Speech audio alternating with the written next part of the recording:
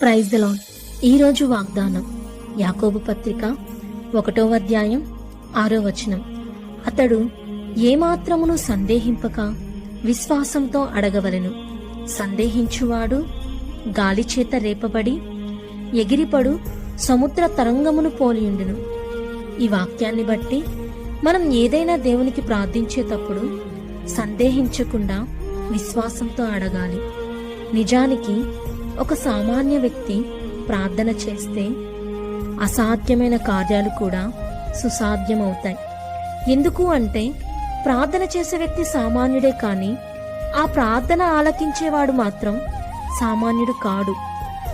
దేవుడు చేస్తాడా చెయ్యడా అని అపనమ్మకం ఉండకూడదు. ఒక రకంగా చూస్తే సందేహం అనేది దేవుని కోపానికి కూడా కారణమవుతుంది. అయితే అప్పుడే దేవుని తెలుసుకుని ఆయన యొద్దకు వచ్చిన వారు సందేహిస్తే వారి మీద కనికరం కలిగి ఉండాలి. ఎందుకు అంటే వారికి మన దేవుని శక్తి ఏంటో తెలియదు, ఆయన మహిమేంటో తెలియదు. దేవుని గురించి అంతా తెలిసి కూడా ఆయన దగ్గర నుండి చాలా మేలులు పొందుకొని కూడా అవిశ్వాసుల వలె ఉండకూడదు. నిన్న మేలు చేసిన దేవుడు ఈరోజు రేపు కూడా నీకు సహాయం చేస్తాడు. ఎందుకంటే మన దేవుడు